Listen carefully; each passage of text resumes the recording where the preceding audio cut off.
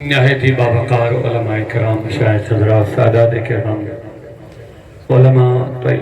طلبہ حضرات، جملہ حاضرین، سامعین، منتظمین، السلام علیکم ورحمۃ اللہ تعالی وبرکاتہ۔ جزاکم اللہ۔ الحمدللہ نحمده ونستعینه ونستغفره ونؤمن به ونتوکل علیہ ونعوذ باللہ من شرور انفسنا ومن سیئات اعمالنا، من يهده اللہ فلا مضل له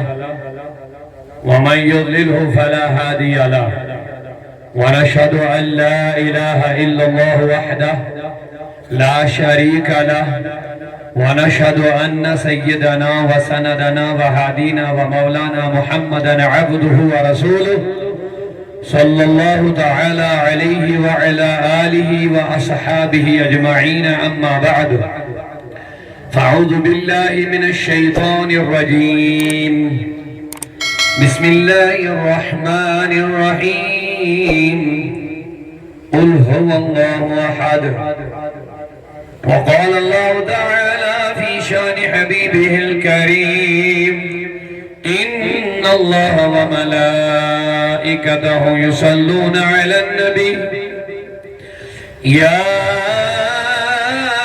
ایہا الذین آمنوا صلوا علیہ وسلموا تسلیما۔ سب مل کر کے محبتوں کے ساتھ اپنے پیارے آقا مولا رسول کریم سرور کائنات فخر موجودات کی طرف دل لگا کر کے محبتوں کے ساتھ حضور کی بارگاہ میں درود شریف کا نذرانہ پیش کرتے ہیں۔ محبتوں کے ساتھ اللہم صلی علی وصحب سیدنا محمد وبارک صلاة و سلام علیکہ یا رسول اللہ، صلاة و سلام علیکہ یا حبیب اللہ وعلا آلک واصحابک یا شفیعنا یوم الجزا، مولاي صل وسلم دائما ابدا علی حبیبک خیر الخلق كلهم، محمد سید الکونین والثقلین والفریقین من عرب ومن عجم، هو الحبيب الذي ترجى شفاعته لكل حول من الأحوال مقتحم، يا أكرم الخلق ما لي من ألوذ به سواك عند حلول الحادث الأمم، يا رب بالمصطفى بلغ مقاصدنا واغفر لنا ما مضى يا واسع الكرم، ثم الرضا عن أبي بكر وعن عمر وعن علي وعن عثمان ذي الكرم، مولاي صل وسلم دائما أبدا على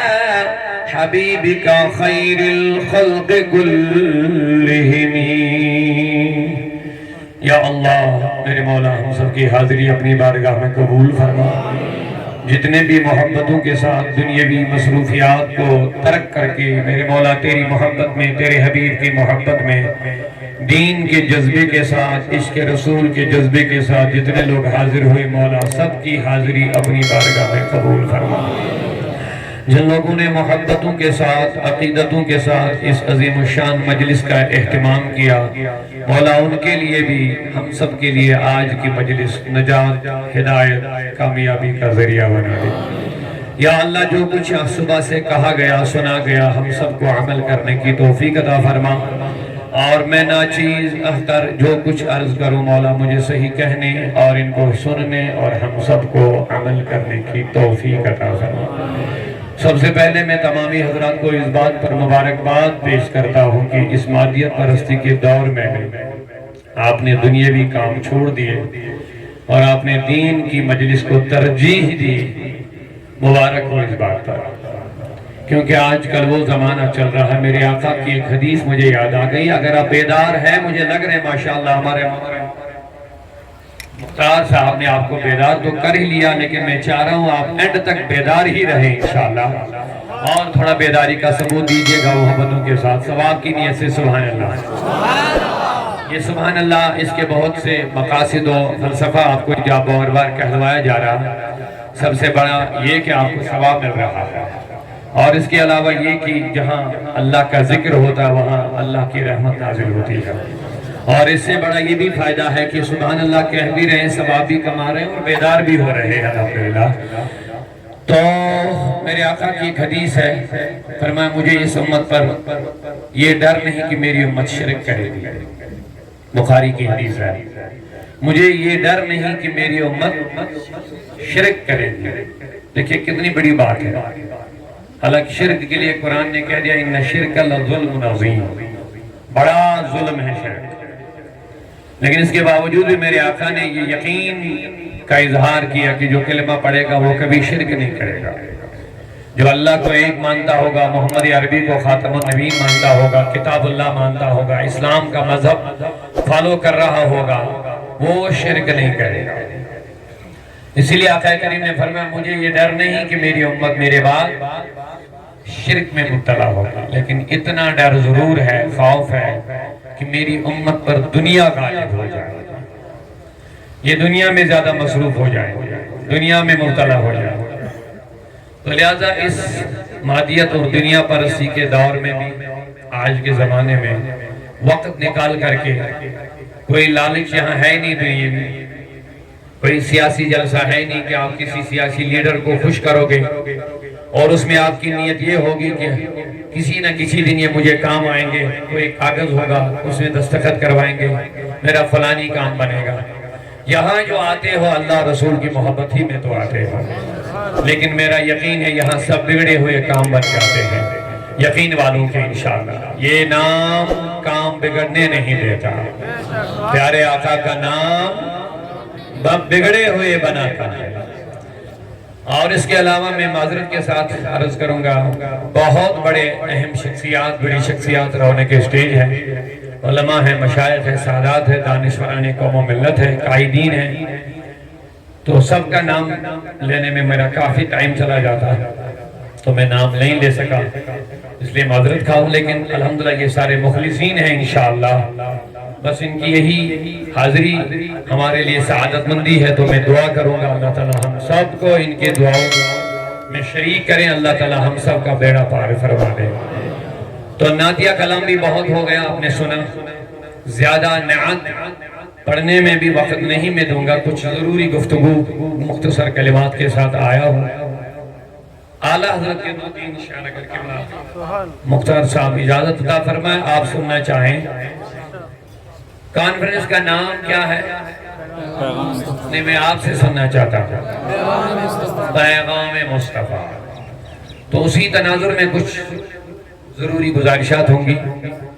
اعلیٰ حضرت کے چند اشعار میں آپ حضرات کے سامنے رکھ کروں، کیونکہ اعلیٰ حضرت وہ ذات ہے کہ ڈال دی قلب میں عظمت مصطفیٰ، وہ محافظ عقائد اہل سنت ہے، انہوں نے ساری زندگی تحفظ عقائد اہل سنت میں اور عشق رسول میں گزاری ہے، اور ہمارا یہ پختہ یقین ہے جو اعلیٰ حضرت کا دامن یقین کے ساتھ تھامتا ہے اس کا دل رسول اللہ کے عشق سے سرشار ہو جاتا ہے۔